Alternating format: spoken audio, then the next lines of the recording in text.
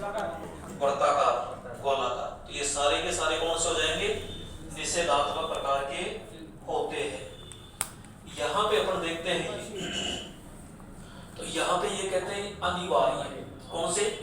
अनिवार्य। बोले तो मैंडेटरी, और इसी को कहते हैं अपन कौन सा? आदेशात्मक कहते हैं। तो इसमें आकार कैसा होगा? वृत्ताकार होगा।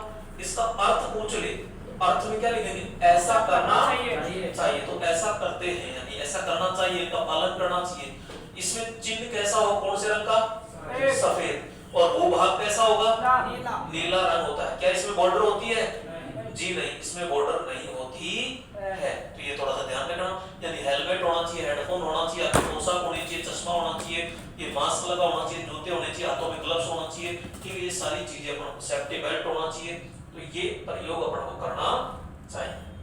नेक्स्ट अपन कहते हैं, तो ये जो चिन्ह है ये कौन से प्रकार के हैं?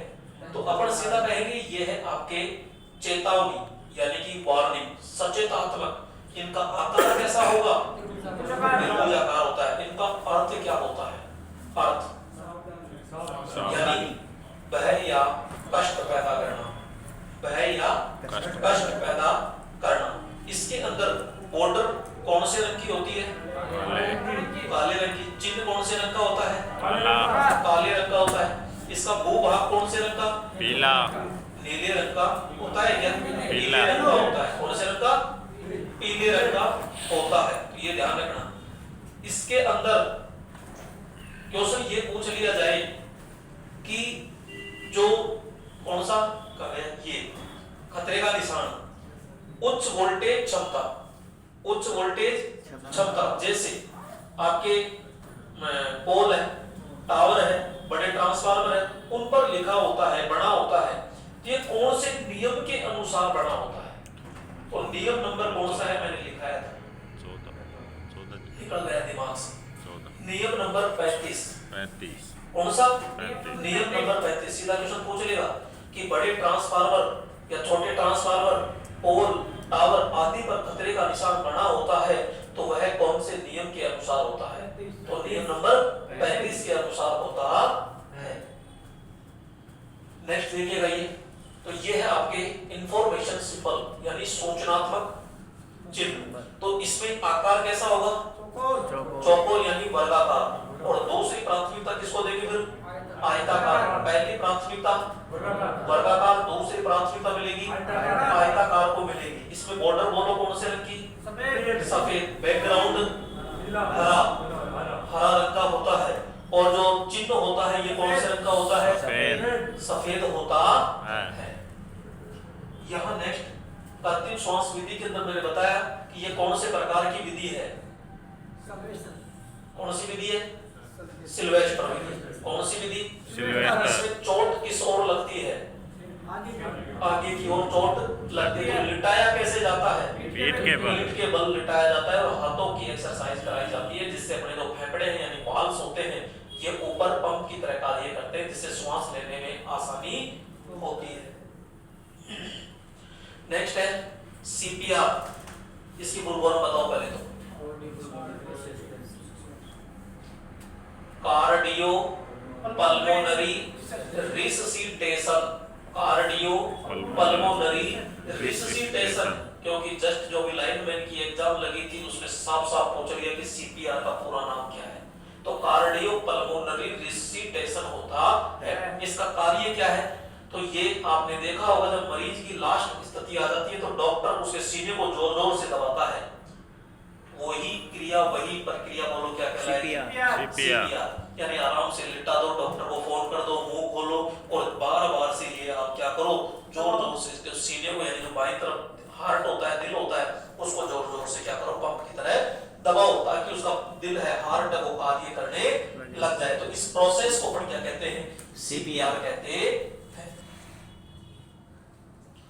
यहाँ पे देखिएगा ये भाई साहब उल्टा पड़ा है, इसका मतलब कौन सी विधि है? तो सेफर विधि या नेल्सन विधि के नाम से भी इसको जाना जाता है। तो ये सेफर विधि है। और सेफर विधि में चोट किस ओर लगेगी? तो लिटाएगी किस ओर? पेट के बल लिटाते हैं। 1 2 3 ये तीनों एक ही है और हाथों की एक्सरसाइज कराई यही है। नेक्स्ट है सिल्वेस्टर मेथड। इसमें भाई साहब को सीधा लेटा दिया, यानी चोट आगे की ओर लगी हुई है और इसमें पीछे की ओर लगी हुई है। नेक्स्ट अपन देखते हैं तो सीपीआर विधि होती है, इसमें हार्ट होता है ये, और ये अपनी पसलियां होती है, उसके ऊपर हाथों से ये पसलियां भी थोड़ी लचकदार होती है जो पंप को दबाने में सहायक होती है। अगर ये पसलियां नहीं हो तो एक हल्का सा घूसा देते हैं, पंप जो हार्ट है उसके टुकड़े टुकड़े हो जाए, कल्याण जल्दी हो जाए। तो इस हार्ट की सुरक्षा कौन करती है? ये पसलियां करती है। ये सीपीआर विधि है। यह एक हाथ से नाक बंद है और मुंह यानी इसका मुंह इसके मुंह के ऊपर रख करके एकदम से क्या दे रही है? प्रेशर से हवा प्रवाह कर रही है। तो ये विधि कौन सी आई? मुंह से मुंह में हवा भरना। तो ये साधारण विधि होती है। कौन सी विधि है? साधारण विधि भी अपन इसको कहते हैं। तो ये मुंह से मुंह में हवा भरना होता है। ये देखिएगा, इसी क्लियर नजर आ रहा है। यानी एक हाथ से नाक बंद है और फिर मुंह पे मुंह रख करके एकदम से हवा भरते हैं। और इस विधि को इस साधारण विधि के नाम से भी अपन जाना जाता है। सबसे सरल और आसान विधि होती है। ये कौन सी विधि है? मुंह से नाक में हवा भरना। मुंह से नाक में, यानी एक हाथ से मुंह को बंद कर लिया और अपना मुंह नाक के ऊपर रख करके फिर क्यों ऐसा क्यों किया? क्योंकि मुंह में चोट लगी हुई है, इस वजह से मुंह के द्वारा हवा नहीं भर सकते। तो यह है मुंह से नाक में हवा भरना। उसके बाद मैंने अग्निशामक यंत्र पढ़ाया आपको। तो अग्निशामक यंत्र पढ़ाए। अग्नि को लगने के लिए यानी आग को स्टार्ट होने के लिए कितने कारक की आवश्यकता? तीन। कौन कौन से? ईंधन, ऑक्सीजन और ईंधन, ऑक्सीजन, ऊष्मा। हाँ। 3 कारक होते हैं। आपसे क्वेश्चन पूछ लिया जाए क्या कि ऊष्मा को रोककर आग बुझाने की क्रिया क्या कहलाती है? ऊष्मा को रोककर आग बुझाने की क्रिया क्या कहलाती है? तो उसे कहते हैं कूलिंग। क्या कहते हैं? कूलिंग। आपसे क्वेश्चन पूछ लिया जाए ईंधन की सप्लाई को रोक करके आग बुझाने की क्रिया क्या कहलाती है? तो उसे कहते हैं स्टार्विंग। क्या कहते हैं? स्टार्विंग कहते हैं। और ऑक्सीजन की सप्लाई को रोक करके आग बुझाने की क्या क्रिया क्या कहलाती है? तो कहलाती है स्मूथरिंग। क्या कहलाती है? स्मूथरिंग। सारी चीज मैंने आपको तरीके से पढ़ाई है। यहाँ पे काली पट्टी है, तो ये कौन सी आग को बुझाएगा, यानी कौन से प्रकार का है ये बता दीजिए आप। तो अपन कहते हैं डी प्रकार का। कौन से प्रकार का है ये? डी प्रकार का है, जो कौन सी आग को बुझाएगा? श्रेणी बी व श्रेणी डी आग को ये बुझाएगा। इसके ऊपर क्रीम कलर की ये पट्टी है, तो ये फोम प्रकार की फोम भरा हुआ है, यानी इसके अंदर झाग भरा हुआ है। तो ये कौन सी आग को बुझाएगा? तो ये तरल पदार्थ वाली जो आग होती है तो उसको ये आग बुझाएगा, यानी श्रेणी बी प्रकार की आग को बुझाएगा। वेट केमिकल, तो इसके अंदर वेट केमिकल भरा हुआ है, यानी पीले रंग की है, तो कौन सी प्रकार की आग को? के एंड एफ, यानी रसोई घर की जो आग होती है उसको बुझाने में सक्षम है। लाल रंग की पट्टी बनी हुई है, तो ये पानी यानी कि साधारण आग को बुझाने के लिए, यानी श्रेणी ए की आग को बुझाने के लिए प्रयोग करते हैं। और पाउडर यानी शुष्क पाउडर, यानी नीले रंग की पट्टी है तो उसमें शुष्क पाउडर भरा हुआ है, तो कौन से प्रकार की आग को बुझाने में सक्षम होगा? तो श्रेणी सी प्रकार को बुझाने में सक्षम होता है। इसमें कार्बन डाइऑक्साइड भरा होता है, तो ये श्रेणी बी और श्रेणी डी प्रकार की आग को यानी विद्युत और धात्विक आग को बुझाने में सक्षम होता है। क्वेश्चन पूछा जाता है कि इसको चलाने के लिए सही क्रम क्या है? सही क्रम क्या है? तो एक वर्ड बताया था मैंने, पास। PASS।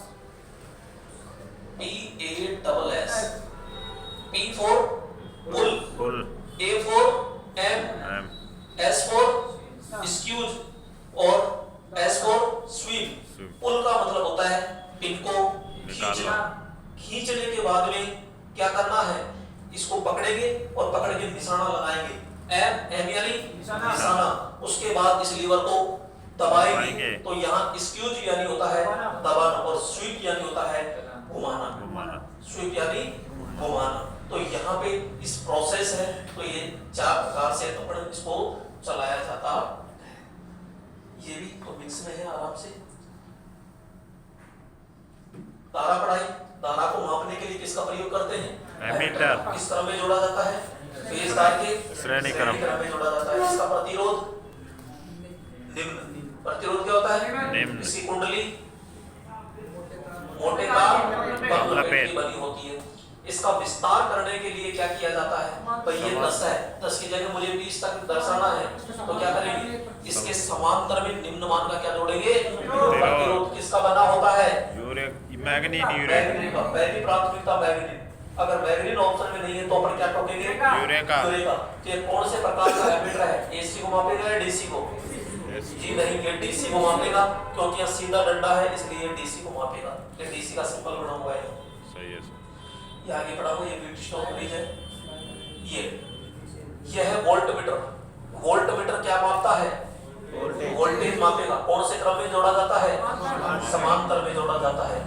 इसका विस्तार बढ़ाना हो तो क्या करते हैं? श्रेणी क्रम में वोल्टमीटर के श्रेणी क्रम में उच्च मान का क्या जोड़ते हैं? प्रतिरोध। इसकी कुंडली कैसी होती है? पतली तार अधिक लपेट की होती है। ठीक है, तो ये है हमारा। इसका प्रतिरोध क्या होगा? उच्च। चालकता क्या होगी? निम्न होती है। यहाँ पे इसमें कह सकते हो ये कौन से प्रकार का है? एसी, क्योंकि इसमें ये दिखा दिया, और ये आपका 300 वोल्टेज तक आसानी से माप सकता है सिंगल फेज। प्रतिरोध को मापने के लिए किसका प्रयोग करते हैं? ओम मीटर का प्रयोग करते हैं। तो ये है हमारा ओम मीटर। तो 0 से लेकर के इनफाइनाइट यानी अनंत तक ये जाता है। किस क्रम में जोड़ते हैं? नहीं बता सकते। क्यों? क्योंकि 2 प्रकार का है, श्रेणी और शंट प्रकार, यानी 2 प्रकार का होता है।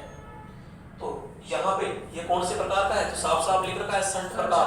तो ये 0 से अनंत की ओर जाता है, यानी अपन ऐसे घूम गए तो ये दाईं ओर अगर अनंत देखने को मिल जाए तो समझ जाना शंट प्रकार का है, और दाईं ओर अगर 0 मिल जाए और बाईं ओर अनंत मिल जाए तो वो श्रेणी प्रकार का।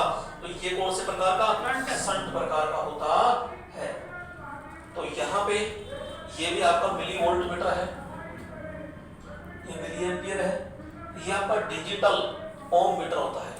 तो एनालॉग और डिजिटल में क्या अंतर है? वह मापक यंत्र जिसमें सुई लगी होती है, संकेतक लगा होता है, वो एनालॉग मापक यंत्र कहलाता है। और जिसमें सुई नहीं होती अर्थात इस प्रकार का होता है तो इसे कहते हैं डिजिटल मापक यंत्र। ये सारी राम गाथा अपन पढ़ेंगे मापक यंत्र में।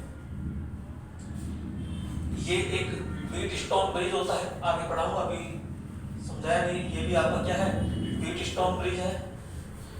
ये आपका सैनिक ब्रिज है, ये आपका एंडरसन ब्रिज है, ये आपका हे ब्रिज है। इनको आगे बताऊंगा। यहाँ पे आइए, ये क्या है? अगर इस तरह डायग्राम दे दिया जाए, इस तरह चित्र दे दिया जाए तो सीधा बताएंगे कि ये 100% प्रतिरोध है। प्रतिरोध या प्रतिरोधक? प्रतिरोधक। वहां पे एक ही वर्ड मिलेगा। अगर गहराई से पूछ ले प्रतिरोधक या प्रतिरोध, तो ये प्रतिरोधक है, और प्रतिरोध इनके अंदर छुपा हुआ गुण होता है। प्रतिरोधक उपकरण होता है प्रतिरोधक उपकरण, और प्रतिरोध गुण होता है। तो ये है हमारे प्रतिरोध। अब प्रतिरोध कौन से? तो अपन कहेंगे कि ये रैखिक प्रतिरोध होते हैं। रैखिक में भी कौन से? ये स्थिर मान के होते हैं। और स्थिर में भी कौन से? ये कार्बन प्रतिरोध होते हैं। तो सीधी सी भाषा में कह दो कि ये कार्बन प्रतिरोध होते हैं। इनमें जो लीड लगाई जाती है, ये लीड बोलो कौन से धातु की बनी होती है? तो अपन कहते हैं टिन आलेपित तांबे तार की बनी होती है। ये सारी चीज मैंने आपको धीरे धीरे नोट्स में लिखवाई है।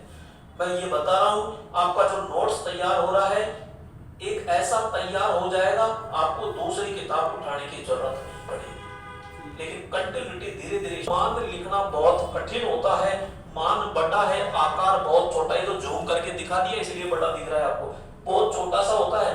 तो इसके ऊपर केवल पट्टी बनाना आसान है, मान लिखना आसान नहीं होता है।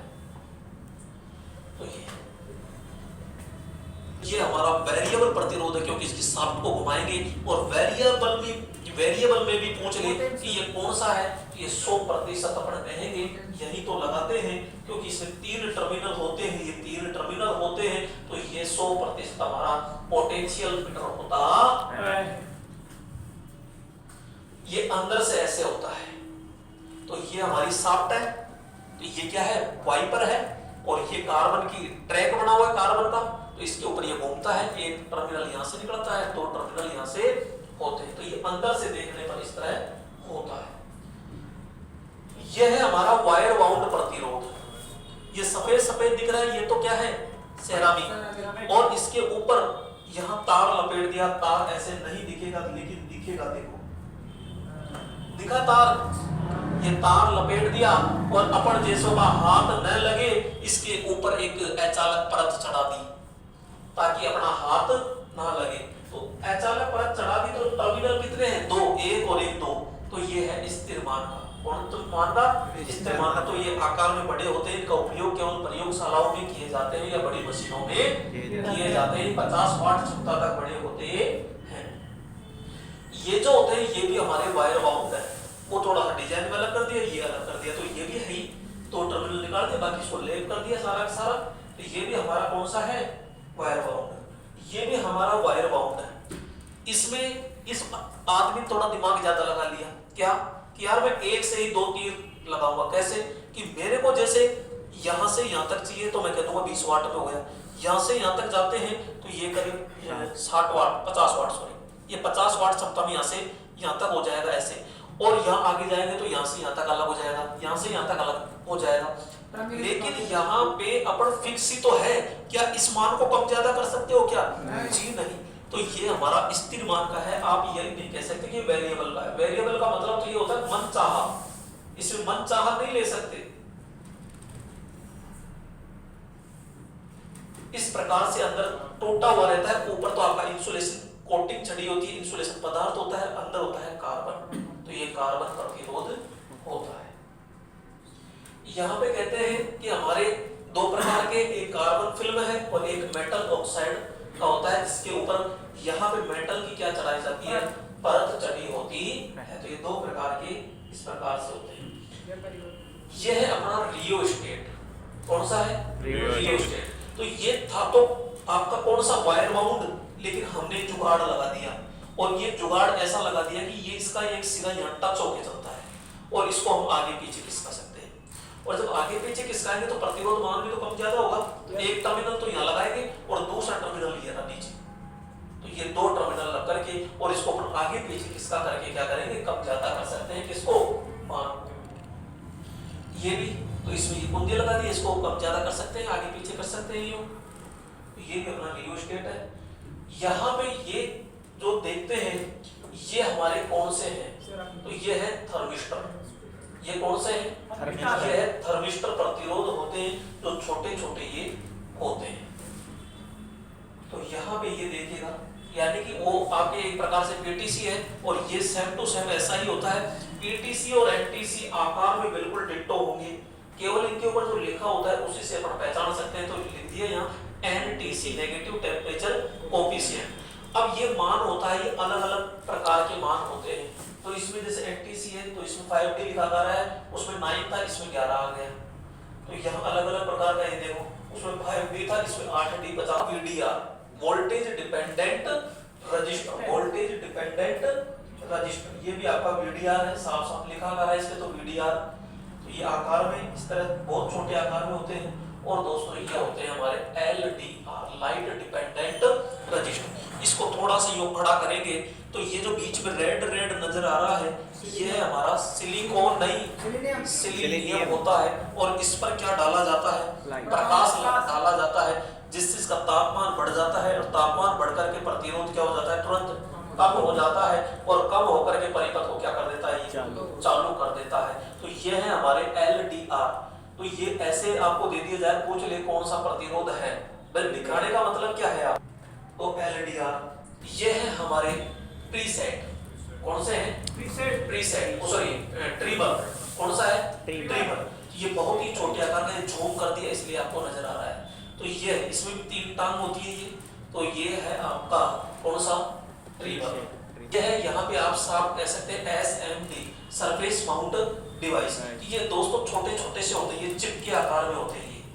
तो ये इस प्रकार से होते हैं। इसकी वाटेज पूछ ले तो कितने वाटेज में होते हैं, तो 1/4 वाट में होते हैं। 200 वोल्टेज क्षमता, टॉलरेंस होती है इसकी 1% होती है। तो ये कितने मान में होते हैं, तो अपन कहते हैं कि 1000 से और 10,000 ओम में होते हैं, यानी कि 1 के से 10 के तक ये होते हैं।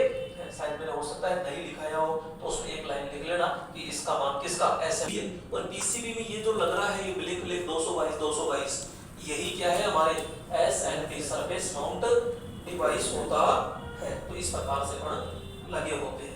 फ्यूजेबल लिखा है था मैंने, मोटी परत को हिंदी में क्या कहते हैं? ठीक। कैसे याद रखा? पेचकस यहाँ लगाया और इसको यूं धीरे से घुमा करके और इसके मान को क्या कर देते हैं अपन सेट कर देते हैं। तो इसमें ये मान को घुमा करके अपन क्या करते हैं सेट करते हैं। तो क्वेश्चन पूछ रहे कि छोटे पेचकस के द्वारा प्रतिरोध मान को सेट करते हैं तो वह निम्न में से कौन सा होता है? तो प्रीसेट प्रतिरोध होता है। क्या एक प्रकार का वेरिएबल है क्या ये? जी हाँ, ये कौन से प्रकार का है? वेरिएबल प्रकार का होता है। पोटेंशियोमीटर, ये कौन सा है? पोटेंशियोमीटर। ये बीच में यहाँ शाफ्ट होती है और ये वाइपर है और ये आपका ट्रैक है कार्बन का। तो इसके ऊपर घूम करके 3 टर्मिनल है, 1 2 3। ये कार्बन प्रतिरोध, प्रतिरोध